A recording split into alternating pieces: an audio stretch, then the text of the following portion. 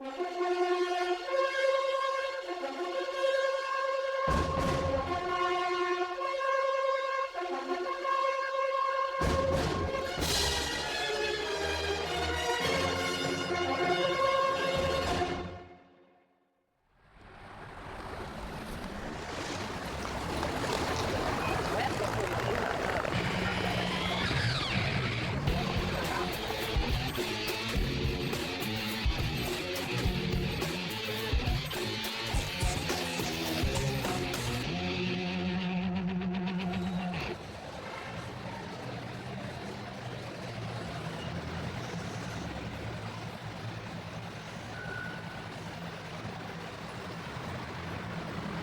Houses of Parliament, home to British politics. But you don't need to come here to see politics. Politics is everywhere, everywhere, everywhere, everywhere. Transport. Law and order. NHS. Education. Teachers moaning and that. Depends. So the next time you're walking around your town, open your eyes and see the politics that... Sorry, mate. Sorry.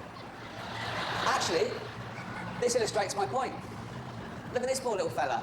He's really political, isn't he? Let's take a closer look. One, he's a bit racial. What sort I am? What sort? I'm not Egyptian by birth. Egyptian. Now, you can't get more political than that these days around that sort of area. So you're wearing a fez? No, I'm not. Let's get in a fez. I'm not wearing a fez. No, just put a little fez on. It look really good, mate. I'm not wearing a fez. I'm not wearing a fez. I'm not wearing a fez. No. So, right, one, racial. Two, you're handicapped a bit. Yeah, is it rubbish? Well, I'm disabled, that's what you mean. No. What sort I am? Well, I've got polio and I said, you can't catch it. Okay, good. So you're leg mental, but not head mental. So that's two. Three, gay. Not gay. Well, no. Probably get what you can. I'm not gay. In that state, there's nothing to be ashamed of. So that's three political hot potatoes, all in one little weird fella. So, Not gay. can I get you out? No. Oh, go on, let me see what it looks like. I want to see what it looks You're like. not right, please. You're not right. Come on, You're please. not right, mate. Please have a look. Get off. Let's have a look what it looks like. Fuck off. Come on, mate. Come on. None of that now? You know one off the BBC idents? Yep. Wow. I'll tell you what. Do you want me to read you a little story? I'm 31, mate. Should really be walking by now then. They're grumpy, some of them. Got a little out and everything. Still not happy. Please welcome to the stage, Ricky Gervais. Hello. Thank you. Oh, thank you very much. Thank you. Good evening. I hope you enjoyed that little short at the beginning. Or Ash, as I call him.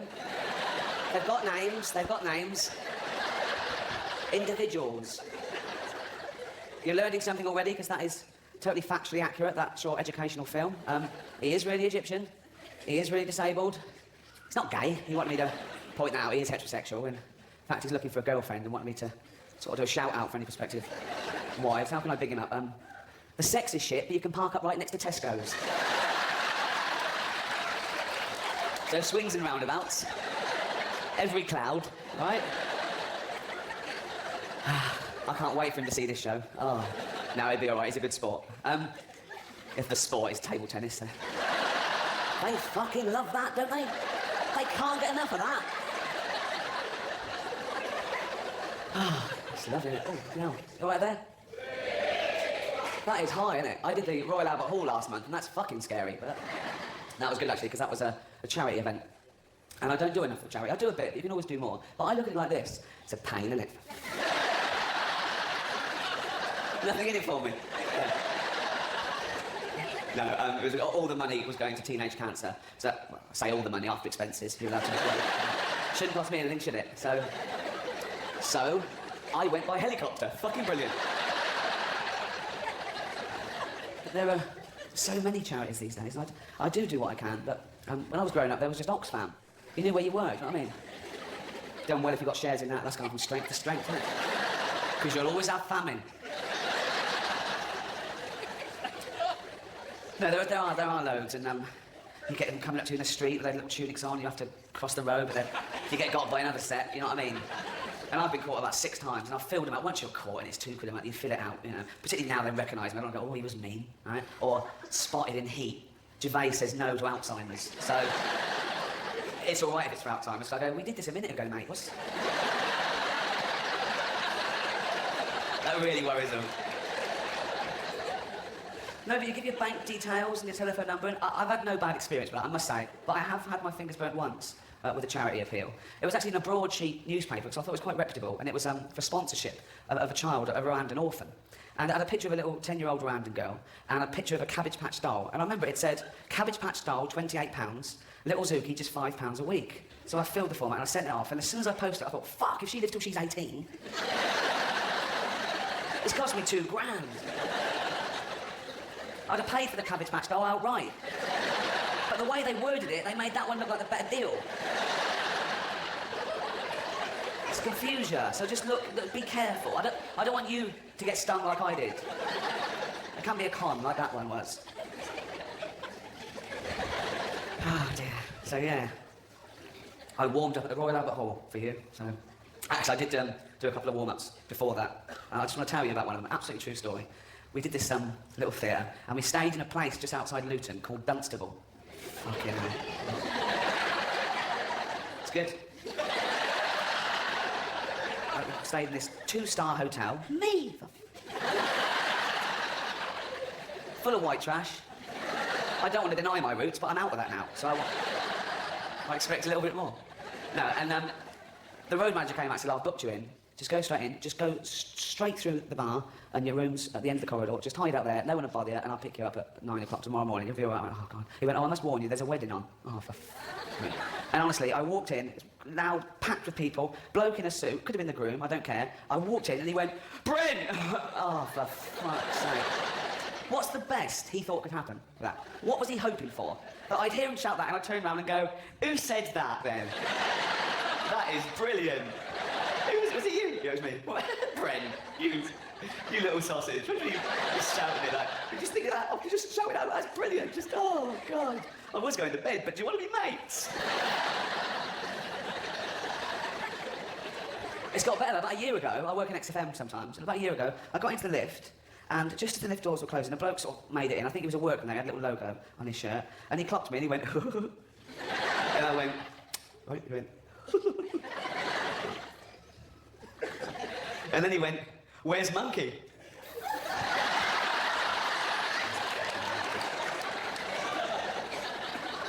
And instead of going, that's not me, mate, that's Johnny Vegas, I went, oh, he's at home. And they started going, oh, I think you're breathing those, and I was going, thanks very much. Oh, dear. But I can't complain. I have had a good year. Went to America at the beginning of the year. Won a couple of Globes, thank you very much. No, I'm not telling you, no, I'm not telling you that to show off. Bren! Yeah, come. I'm telling you that to compare it with the week I had before I went to America. That wasn't such a good week. I know. I was sitting at home, it was like the second week in January. I don't know if you saw it. I was watching telly, and there was that programme, Celebrity Stars and Their Doubles with Dale Winton. Yeah, sure, there was a Brent lookalike. Who won his category? Just a fat bloke. He had a tie and a goatee, just a fat bloke. Most like Brent in the world, unbelievable. About 45, about 18 stone. In fact, he was so fat that when he got up to get his award off Dale, he actually had that fat bloke waddle. And Dale Winton said, you even walk like Ricky Gervais. Not even Brent anymore, just a fat bloke he was, though. I couldn't believe it. So I've started wearing black all the time now. Got a complex, it's slimming. It works. Pavarotti always wears black, doesn't he? And now you see him in pastel, he's a chunky little fucker. So welcome to my new show. A bit worried about what to charge. I thought 25 quid's a lot of money. And I looked at other TV comedians that were charging less than me, then I thought, oh, fuck it, you get what you pay for. Some people charge 25. Jim Davison, live at the 25. Strictly no spastics. Except for Jim, they put him off. It's a word you don't hear very often, isn't it? Spastic. Again, in the 70s, all the rage. No, but they changed their name. Not individual, the society. Individuals, they weren't... Well, you know what I'm going to christen it? No. It was called the Spastic Society, and that was a normal word. And they changed their name to Scope. And they changed the name to scope because spastic had started being used as a derogatory term, particularly in playgrounds. Like, bullies would pick on disabled kids, and they say, oh, he's spastic. So they changed it to scope, and now that doesn't happen. It can't, does it? I mean, what would happen now if a bully picked on a little friend in a wheelchair, went, oh, he's spastic? Little friend in a wheelchair would just go, I think you'll find his scope. Oh, he's scopy. Oh, fuck. My impression of a wheelchair user. Not for a heard, that's just that. She had a posh one. She didn't even bother with that. Never off her arse, was she? She could walk. I'd seen her walk. She'd go shopping in one of those things, all the way home, right up to the front door, key in the door, straight in the stair lift. Feet haven't touched the ground yet. Up to the bathroom. Oh, lowered into the bath. Never off her arse. Give her an award, she's up there like a fucking greyhound.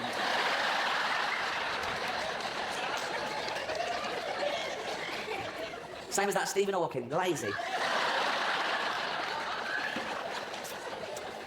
Most intelligent man on the planet, and I'm having a go, brilliant.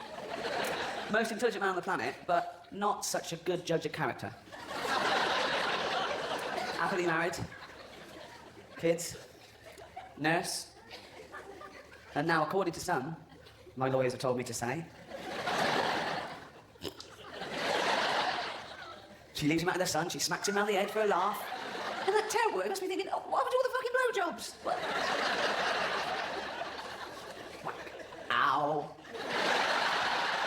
Spell the whole word. Ouch. But there's no evidence. The charges were dropped. So that's not how he got the cuts and bruises. It's probably all the skateboarding he does.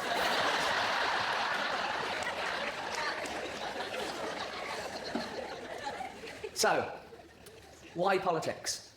Because I want to give something back to society. Fuck off, I do. You don't know. And I can't enjoy this life when I see injustice, suffering, inequality. And I want to live and die, if necessary, by the morals I hold dearly, like Martin Luther King and Gandhi and Ben Elton. People have a problem with Ben Elton now. They think he's sort of sold out all his principles and just made as much money as he could, and he's just an annoying little twat. That may be the case, but they never have a go at Gandhi, do they? That's what I'm here. No, that's what I'm here for. A bit of balance. Never mind having a go at Ben. What about Gandhi? He could be annoying. To me. I'll tell you a story about Gandhi. True story. When he came to England in 1930-something, I haven't looked it up, it was taking 30 seconds. I can't be bothered. I'll have it ready for tomorrow. Right. It was 1930-something, and okay. He got off the plane. Pretty sure it was a plane. Heathrow. Terminal 1. And he gets off like, oh God, Mahatma Gandhi in our little country, surrounded by journalists. So I couldn't believe their luck. And one little journalist went, Mr. Gandhi, respectful like, said, Mr. Gandhi, what do you think of Western civilization? And Gandhi said, I think it would be a good idea. Ooh, yes, Saki. For someone who doesn't want to get into a fight, he's a little bit... Isn't he? You know. And what happened to sarcasm being the lowest form of wit? Oh no, highest form of wit when Gandhi says it. If I'd have been that report, I'd have said, oh, very good, I'm not putting that. I'll ask you again. What do you think of Western civilization? I told you, I think it would be a good idea. All right, OK.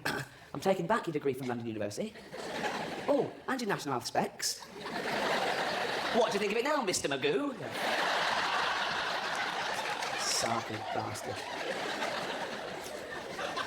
He went to the same university as me, University College London. And I think it was there where I turned away from politics, because I've been interested, sort of, you know, all my life, particularly that 15, 16, 17, becoming politicised, hanging out in the sixth form and discussing communism and stuff. And I did things like, I used to sell anti-Nazi League badges and collect for the miners, because it was noisy, mainly. And I even had that poster of Che Guevara on my wall at home to annoy my mum.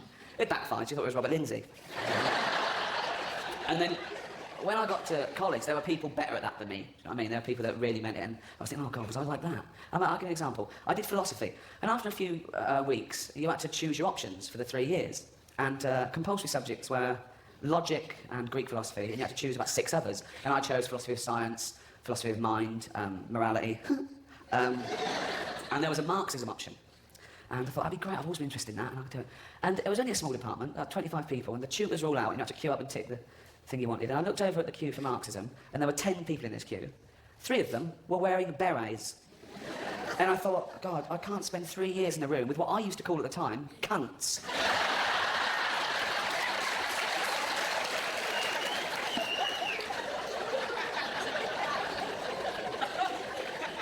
The first bloke I sort of hooked up with was the opposite of that. He was this big lumbering chemist called Pete Bront, yeah?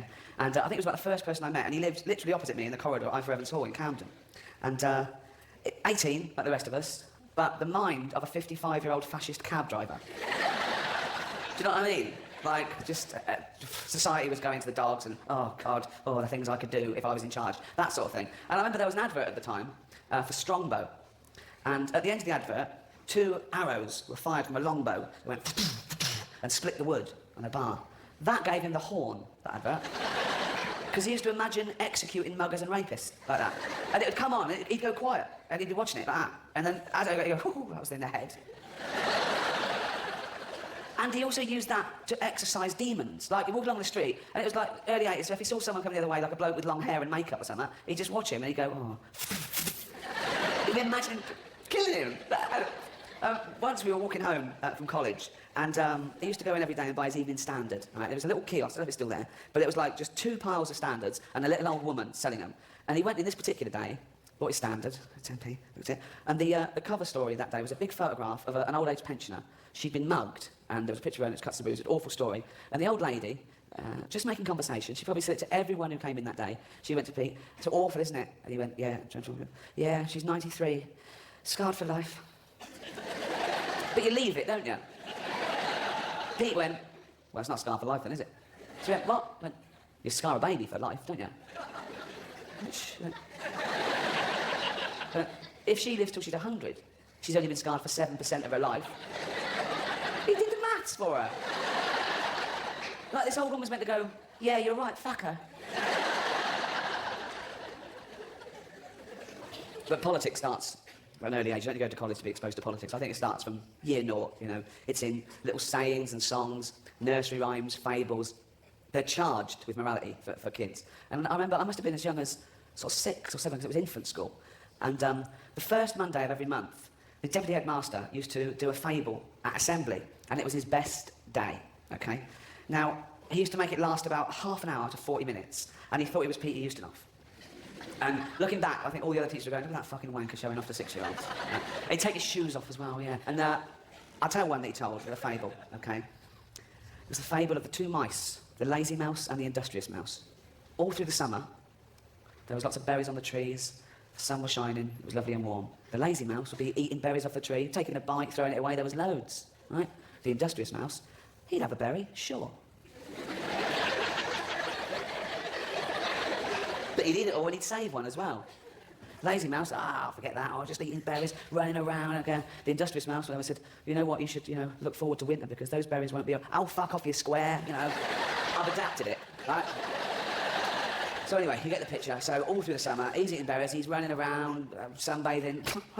The industrious mouse, he's busy, he's eating berries, collecting berries, freeze-drying them, chopping wood with a little axe that he's fashioned out of a twig and a tiny little sliver of flint, and he's tied it on with a horsehair.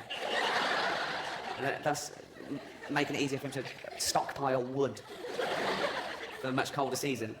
He hasn't got a fire at the moment, he's too hot, if anything. Just lying there like, oh. But come winter, burn the wood, make a fire. So, that's summer. So, to cut a long story, I'm making it last longer than he did, for fuck's sake. Right. So, autumn comes, same pattern. Lazy mouse, he's just fucking about eating the last of the berries, right? The industrious mouse, collecting the last of the berries. He's got too much wood, if you want, in my opinion, but it's not going to run out. The stuff at the back's probably damp. Circulate it. Doesn't know what he's doing, but he's doing his best. And the lazy mouse, he's just having a laugh. He's loving autumn. He's just kicking through the leaves. Underneath the leaves. You can't see him because he's too short, but you can see the leaves sort of move like that. You sort of go, I can't see. But it's just lazy mouse.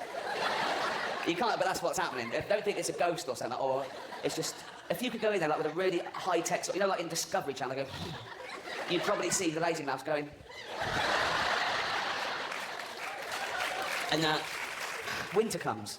The ground is cold and hard. There's no berries on the trees anymore. It's freezing, okay? The lazy mouse is out there, he's scurrying around. He can't find anything. The industrious mouse is in his cottage that he's built out of just odds and ends.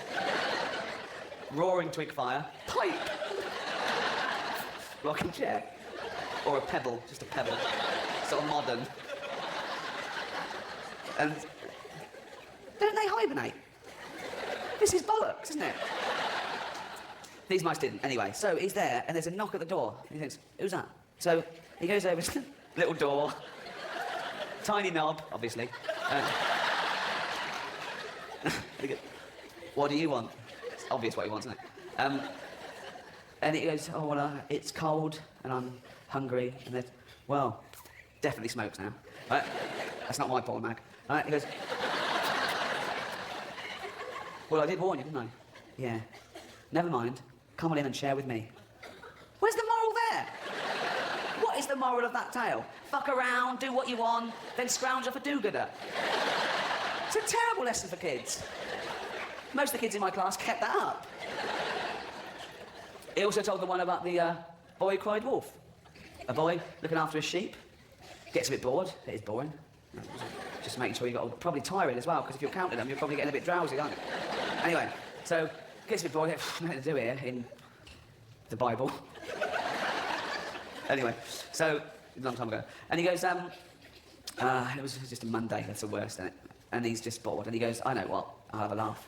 And he goes, wolf, wolf, wolf, wolf. And the villagers come up and goes, where's the wolf? They go, no, there's no wolf. He goes, oh, you're four. So next day, he thinks, well, that worked a treat, I'll do that again. He goes, wolf, wolf, wolf. Where's the wolf this time? Still no wolf. Oh, yeah, oh. Third day, there really is a wolf. And he goes, wolf, wolf, wolf, wolf, wolf. But the villagers don't come, because they don't believe him. And we were told the moral of that is, never tell a lie. No, it isn't. The moral of that is never tell the same lie twice. Terrible lesson for kids. Nursery rhymes. Jack and Jill went up the hill to fetch a pail of water. Jack fell down and broke his crown, which I later learned meant his cranium. I thought his hat fell off or something. And Jill came tumbling after. And that is a true fable of the time, of I think the 16th century, about two illicit lovers who used to go up to the hill, out of the sight of the villagers, and have it off behind their spouse's back. What's the moral there? What is that? Don't fuck around with sluts or you get your head caved in. No. I've never worked out what the moral of Humpty Dumpty is.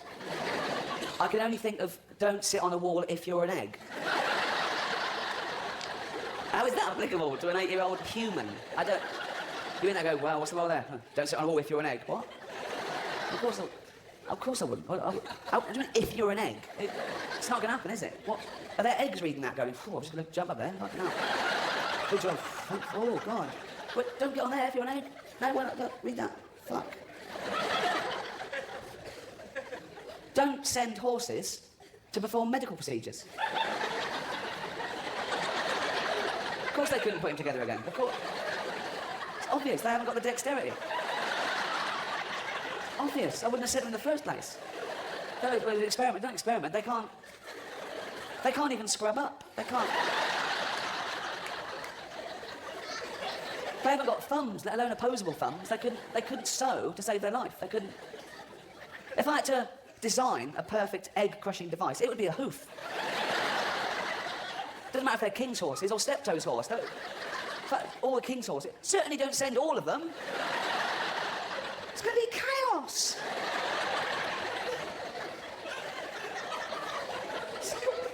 What if we had been invaded by France that day? Bloke comes running to the bloke in charge. He goes, you in charge of all the king's horses and all the king's men? Yeah. Well, the French are coming. What? Where are all the king's horses and all the king's men? The French are coming over there quick. Where are they? Up to the egg. What? What? The egg. What are you talking about? I sent them to mend an egg. Are you fucking mental? Are you mental? They can't mend an egg. Oh, no.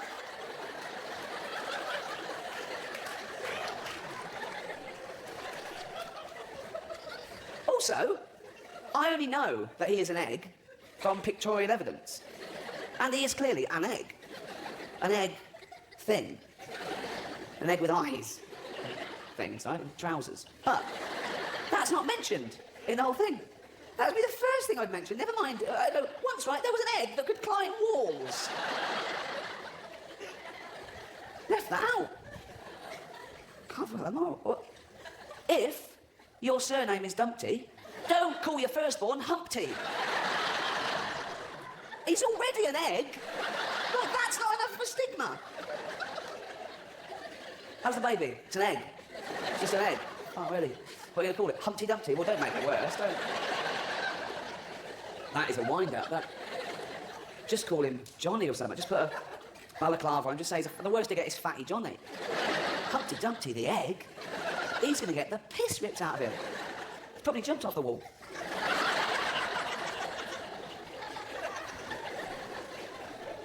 Oh, so, what is politics? Politics is the art or science of governing people and governing society. What's the best way to live? How do we live in harmony? That's what we're looking for. Democracy is the closest thing we've got to everyone sort of chipping in. But even that's got problems, you know, who gets the vote? Should everyone get the vote? You know, dangerous question. The political philosopher Nietzsche said that not all people do deserve the vote and that not all men are born equal. This was classically misinterpreted by Hitler, who went way too far with it. And he just, you know what I mean? Imagine that. You're a great scholar, Nietzsche, and you write that, and you get called to Hitler and say, all right, Nietzsche, all right, Adolf? Yeah, just been reading your book. Do you like it? Brilliant. Love all that. Man and Superman, not everyone's equal, kill all the Jews. Sorry, what? Not everyone's equal, kill all the Jews. I didn't write that. No, I read between the lines. No, I didn't mean it. You totally misinterpreted the whole point of it. Yeah, definitely. It's awful. Oh, it's dreadful. Have you been killing Jewish people?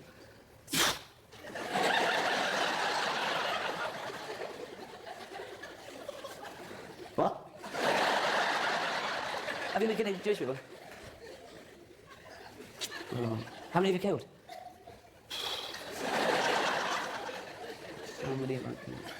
6 million. 6 million? Yeah, all right, don't go on about it. I'm not going to do any more. That's it. Leave it at 6. Just move on. Staying for tea anyway? Oh. Yeah, but be careful in future. You writing any other books at the moment? Well, I am, but I'm scared to tell you about them. No, I won't do anything. What's your new book called? My new book is called The Jippos. Do we need them?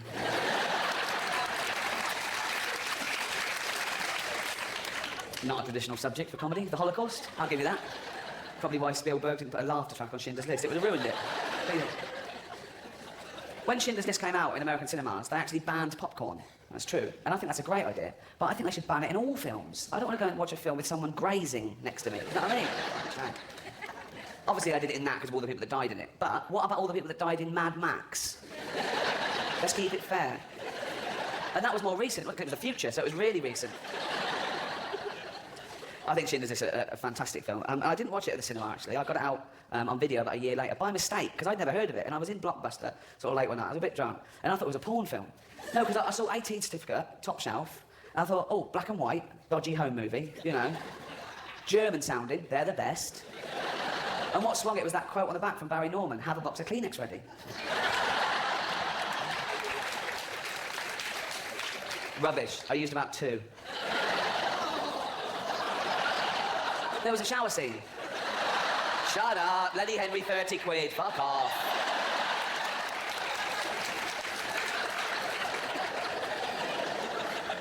This lecture, as you worked out, is about political change.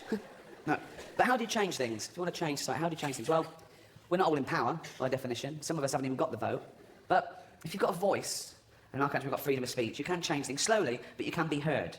And that's one way. And I used to work at University of London Union, and there wasn't a day went by when there wasn't a march that started outside, or people giving out flyers and leaflets and stuff. And I always used to take them to read them, because I wanted to know what people were giving up their time for. And I remember one was a leaflet boycotting Nike and some other designer labels for using third world sweatshops, particularly China. And there was a frightening statistic on this leaflet, I'll never forget. It said that the CEO of Nike has amassed $5.2 billion. And for a female worker in one of his sweatshops in China to earn that, she'd have to work 7 days a week, 8 hours a day, for 10,000 years. But they don't want to.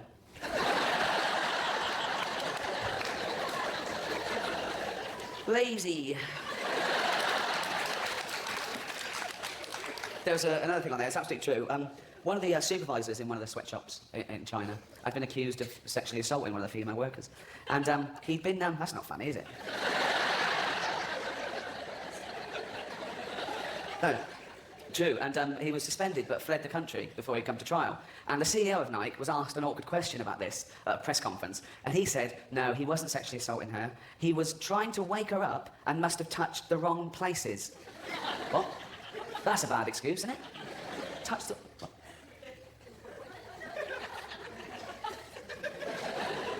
Mrs. Chang.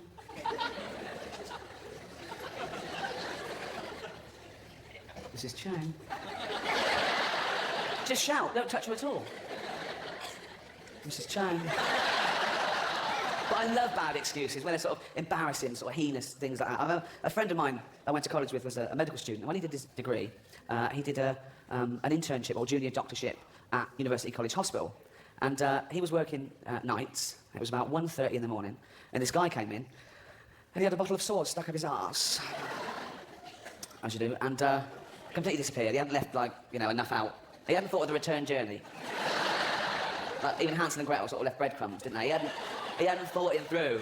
He was getting so into it, the whole bottle up there, then he couldn't get any purchase. He couldn't, you know, tie a bit of string to it or something, just think ahead. Or empty it out, fill it with concrete, put a broom handle in it, let that set, then you've got the full length of the bottle and a handle.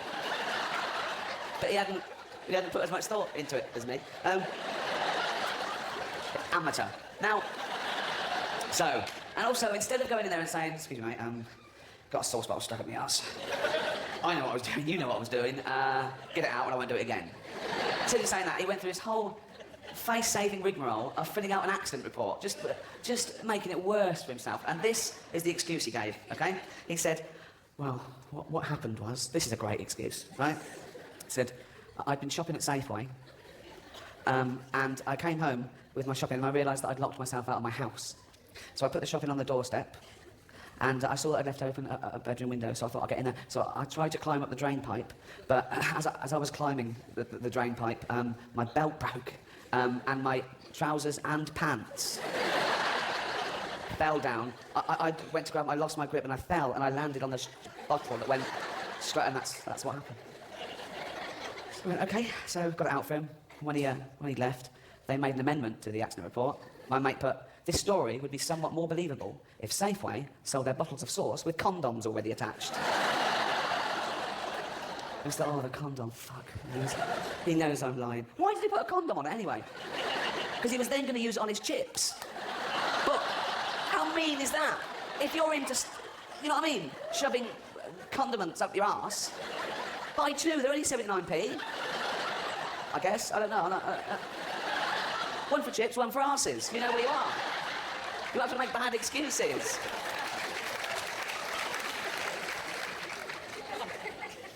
My favourite leaflet of all time. I bet some of you haven't even got a favourite leaflet, have you? Sort it out. No, it really is.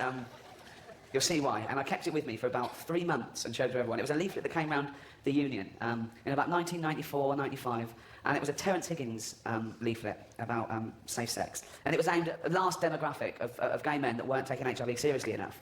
And so it was very hard-hitting and seen, and it used, like, really sort of colourful language to get the message across. And I remember it so well. And the title of this flyer, you know it's going to be a good leaflet when this is the title. This is the opening gambit, right? It was called, you know, you don't always have to have anal sex. Thanks very much. Think of a couple of old-age pensioners just queuing for their flu jab. They're just browsing, Reader's Digest. What's this one?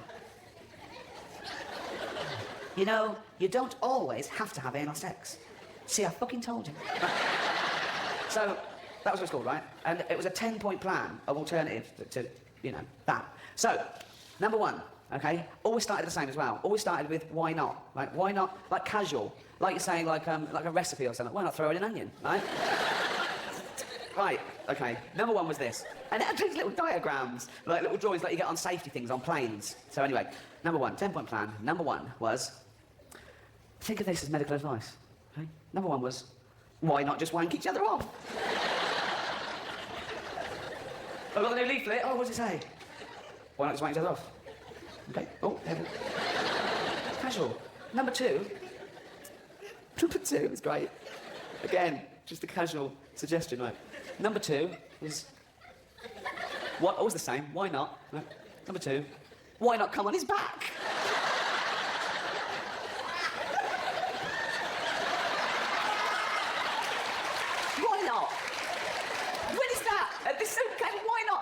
queue up to see a GP, you go, the GP will see you now, and he's sort of writing, come in, sit down, what can I do for you? I'm gay and I'm worried about HIV. Come on his back. Number 3, whenever I show this to people, when I got this one, people would laugh and go, oh, and they went, oh, right? Number 3, it's the worst one. Number 3 is, why not come in his hair? Not the hair. On the back. Come on the back, sure, on you go, go on. Hurry up. Where are you fucking aiming at? Not on the hair. Fuck off, there. Fucking better not. I'm putting on a shower cap. So.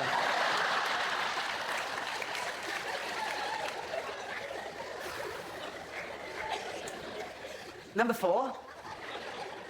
Oh, number 4. I have not before or since heard such a great use of the term e.g. as in this next sentence. Number 4, I swear, was, why not come into a piece of fruit, e.g. watermelon? Why do you need that? Like, they put it out without that. People go, well, what fruit? I'm watermelon, thank you. I need to know what fruit. I need to know exactly what fruit. I don't want to get it wrong. I thought arses was all right. I was wrong there. I don't want to make... So watermelon, yeah, good. And on and on. Number 10, I'll just tell you number 10, because number 10 might be the greatest sentence of all time, right? And I think the bloke writing it was under pressure from his boss. He'd done 9, and his boss came and said, how's it going? I've done 9. He goes, we need 10. I can't do 10. I'm struggling. I'm doing hair, I'm doing backs. We need 10. You got till 5:30. And this is what he came up with. This is... Right, number 10, and I swear, right, was... What? Why not both come out of a window? Why? Why? Ready? And it didn't even say, make sure it's not a ground floor window. Morning. No, this is number 17, number 19. I think they're out. Thank you now. Oh. And that leaflet, this is a confession. That leaflet must have affected me, and that was 10 years ago. Last summer, I was walking down Old Compton Street. It was about 10 o'clock at night, and I was walking, and just before I got to Mamma Mia, a pigeon shot on me. Obviously a pigeon. I went, oh. Then I went... What did I expect to see? 2 going, got him. Oh. That is the best leaflet of all time, isn't it? But a serious message. And I think the last successful protest was to bring the gay age of consent down to 16, which is what I was talking about earlier. It forces the hand of democracy being heard, and there was millions of people on that march saying, this is what we want the law changed, and the government, it was 1997, they said, yeah, if that many people want it, that's the referendum, change the law, and they brought the gay age of consent down to 16. I didn't see many 16-year-olds on the march.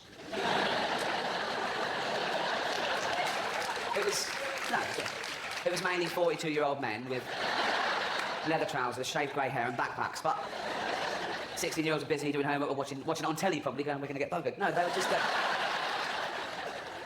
So, no mothers on the march, no 55-year-old women going, what do we want? For our sons to get done at the arse. When do we want it? Well, soon, before they're 17, please. But I don't think it matters who fights for your right to take it up the arse. So... At this point, I just want to make sure we've covered gays and Nazis. Yeah. Good, okay, we can move on.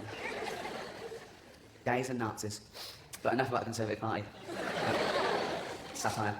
They have their fair share of sleaze, don't they, the Conservative Party? And not like, I mean, all parties get a little bit of sleaze, but it's not like cool stuff like Labour, like punching a farmer or having 2 jags. There's this, do you remember that Conservative MP, Stephen Milligan? Found dead with a noose around his neck, amyl nitrate laced orange in his mouth, bag on his head, laid his tights. I'll be honest, I think he was wanking. But again, freedom to do what you want, as long as you don't hurt anyone. I mean, he hurt himself, he went too far. That is the that is the problem with the old asphyxie wank. You've got to get it just right, or you go too far and you actually die, and then your wanking days are over. So, you know, if I was into that, wanking into an inch of my life, wearing ladies' tights and sucking oranges with a bag on my head, I'd have a close friend, I'd just say, listen, I love nearly killing myself whilst wanking, wearing all this stuff. If I actually get it wrong one day and accidentally kill myself, come round, leave the noose, get rid of all that other stuff. Just say it was suicide. Right. And how do they know they're into all that? How do they first... Was he getting ready one day and he tied his tie, went a bit tight, went, oh. Fucking hell. And when they do that, they nearly die, and they get it right, and they survive, then they're swinging there when they finish, they get a glimpse of themselves in the mirror, they ever go, what the fuck am I doing? The first apocryphal tale, or urban myth, I ever heard was about masturbation. Not surprising. You hear those sort of things when you're sort of 14, 15, and that is a 14-year-old boy's main pastime. And it was told to us by a guy called David Beasley, and I talked about him on my Animal show. He's the one that said, if you get captured by cannibals, they show you pornographic pictures, so you get an erection and there's more meat. And usually urban myths start with, a friend of mine, right? Not this one. He said, I was wanking the other day, lads. Go on. He said, I was on my bed at home and I was naked. And I had my eyes shut and I was listening to music, I had the headphones on. And when I'd finished, I opened my eyes and my mum had been in and left me some tea and biscuits. David, death. Oh dear. There's my firstborn. Whacking away like a little monkey, isn't he? Very proud of him, very proud of him. If he carries on like that, he's gonna come. I better leave this so he knows his mother saw him. Think of that. Your mother walking in on you furiously masturbating. The other way round is worse.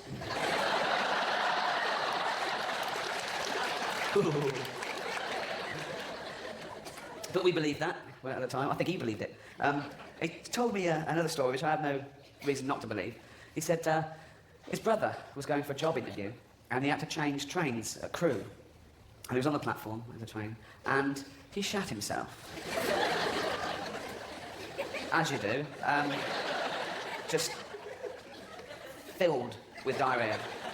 And he thought, and he had to make the interview. So he had 10 minutes to go train, and he looked across, it's all millets. So he squelched over to millets and went in and went, quick mate, Levi's 36. So okay, got the bag, made the train, went straight to the toilet, locked himself in, put the bag on, took his trousers off, took his pants off, just poked him out the window, cleaned himself up, flushed it all away, opened the bag, it was a jacket.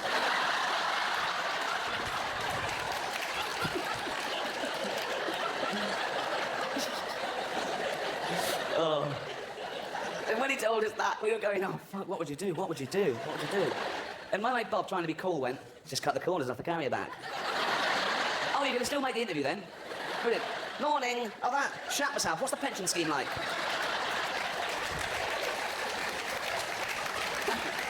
Like you're thinking, yeah. Phew. Ooh.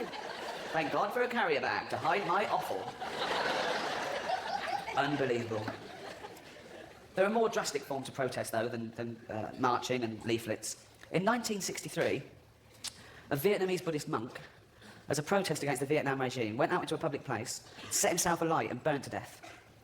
Did no good, because that's not a threat or a deterrent. If a little monk comes up to you and he goes, you better stop all those things you're doing, otherwise I'm going to set myself alight. You're going to set yourself alight.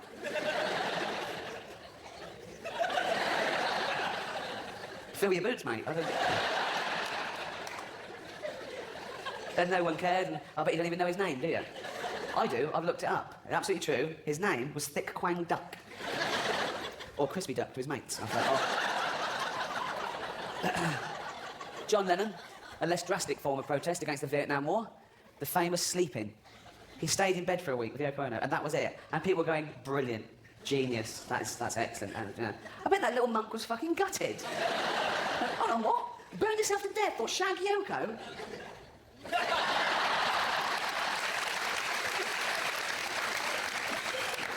Oh, I love it when rock stars get involved. I absolutely love it. The political song. Ooh. Look out, mate, he's got a guitar. He's saying what he thinks in C. It's okay when it's people like, Bob Dylan, but I love it when pop stars have a go. Do you remember Culture Club's classic? They'd been singing Karma Comedian for too long, and they came up with the war song. War. And in that, they go, war is stupid, and people are stupid. How's that going to change your mind? I mean, if you're into war, you're loving war, you love it, it's your favourite thing. You go, I mean, you're in a plane, You're going to bomb the shit out of the country. Oh, I can't wait to get there. I love bombing people. Oh, nearly there. Put the radio on. Oh. War was stupid and people are stupid. We're going home. Boy George there. He piled on the pounds when he gave it the smack, didn't he? There's a fable there, kids. Every action has a consequence, so... Billy Joel, after singing things like Uptown Girl, he then revealed his classic, his protest song against the world. We didn't start the fire. And in that song, it's basically a list, in chronological order, right, from 1949 to 1989, and he just mentions sort of 6 to 8 things each verse. I just read, he goes, Harry Truman, Doris Day, Red China, Johnny Ray, South Pacific Water, Whittle, Joe DiMaggio, Joe McCarthy, Richard Nixon, Studebaker, Television, North Korea, South Korea, Marilyn Monroe. That's not a song. That's a conversation with Rain Man.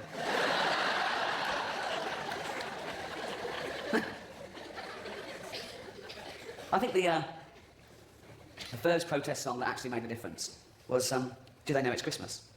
And particularly pointed to us in Britain because we used to own and run Africa. And then at the end of the 50s, they wanted independence, and slowly we started giving it back to Africa. And by the end of the 60s, it was totally Africa-owned and Africa-ruled. Of course, in the 80s, we get a phone call.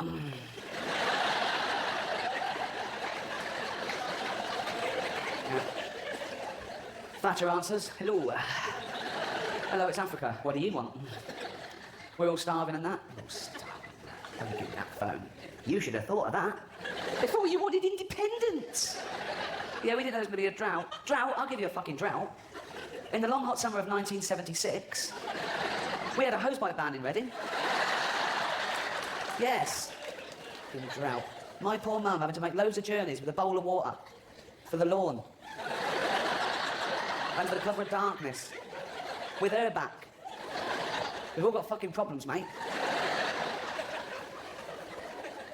Drought. There was a government advert at the time that said, save water, have a bath with a friend.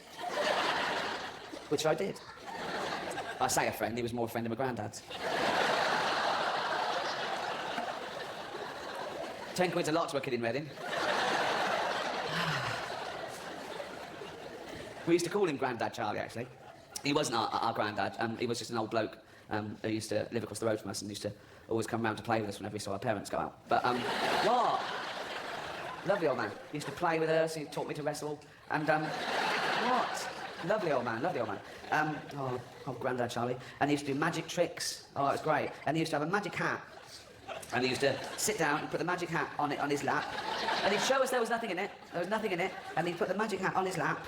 And we couldn't tell our parents because it stopped the magic, but I think that's how it works. And then we used to, really little, and we used to have to queue up with our eyes shut, and all taking turns in feeding the little rabbit in that hat.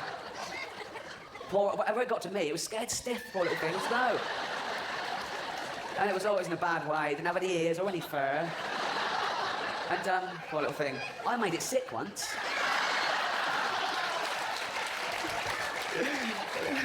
It's not true. There is no Grandad Charlie. I wasn't abused. And if I was, I'd save it for my autobiography. That's the way to do it. So anyway, Thatcher on the phone to Africa goes, look, I can't come myself, but I'll send you lead singer of the Boomtown Rats. He's not doing anything. They went, all right, yeah, don't call again. See, the protest song about the greatest living African is Special AKA's Free Nelson Mandela. That's what they said. They said, Free Nelson Mandela, and it worked, because like that, 6 years later, he was out anyway, so... Incarcerated for a quarter of a century, Mandela. Released in 1990, so he's been out about 14 years now. And he hasn't reoffended, so I think he's going straight. Which shows you prison does work. I came here to change attitudes tonight, and I think I've done that. I want to leave you with something now, to show that knowledge is power. It's a true story, actually, and we were talking earlier about third world sweatshops, and they really are awful places, and there's women and children that are abused, and they literally get a few pence an hour, and it's for big conglomerate companies to make billions of pounds. And I was shopping with a friend of mine a couple of years ago. His name was Rob, and he had a sudden death in the family, and he had to get a suit for the funeral. And he was in a band, and he was on the dole. He didn't have a suit to his name. We went to these sort of cheap places in Oxford Street, and one bloke said, "Oh, I've got a lovely suit, £29." And I thought, what is this going to look like? I couldn't wait for him to have to buy the suit. I went over to it, and it was all right, and I was gutted. It was just like a classic sort of dark suit, and it was nice, and it had an electric blue sort of satin lining, and he was made up. So just to piss on his bonfire, I said, well, if it's that cheap, and it's that well made and it's not in a sale, it means someone's been exploited. He went, what? I went, yeah, it's awful. It's like women and children exploited, and you'd just be adding to the problem, right? And he didn't buy it. And he went and sold a guitar at Record and Tape Exchange and bought a suit for 150 quid. And I felt bad, but then I thought, well, I was probably right. If, you know, they probably have used, like, really awful, cheap labour. And so just by doing that, and even though it's one person's little change, if everyone changed it, then we could all, do you know what I mean, make a difference. Still, 29 quid, though. It's all right, isn't it? Thank you very much. Thank you. Thank you. Thank you very much. Good night.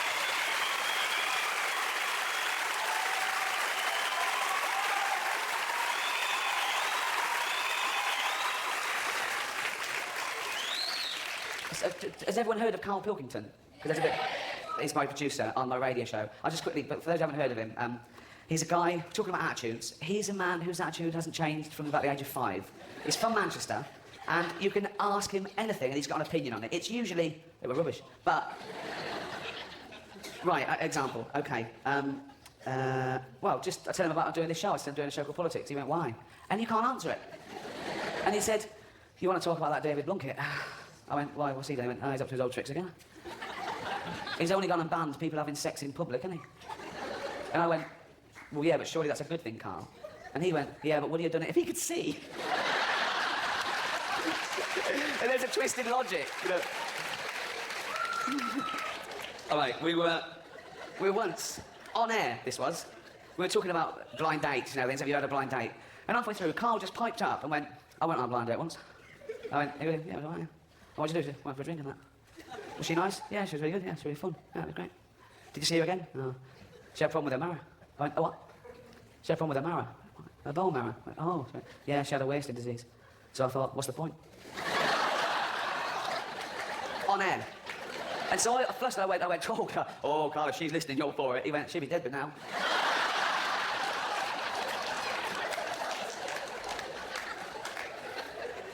Unbelievable. I'll just tell you one more before I go, one more, right? This was last year, during Wimbledon week. Again, on air, he said, did you watch any of Wimbledon last night? I went, no. What was it? They let some little wheelchair fellas have a go on centre court. Little wheelchair fellas. No irony, right? And I went, all right, yeah. Any good? He went, no, rubbish. I went, why? He went, they couldn't get a rally going. And I went, well, Carl, to be fair, they're in chairs on grass. He went, don't put it on telly then. And I'm on air. And I went, oh, wow. I said, everyone's entitled to be, you know, say, well, yeah. Well, let them do something they can do then. And I went, foolishly, I went, like what? And he said, swing ball. Thanks very much. Good night. Thank you. Thank you. Thank you.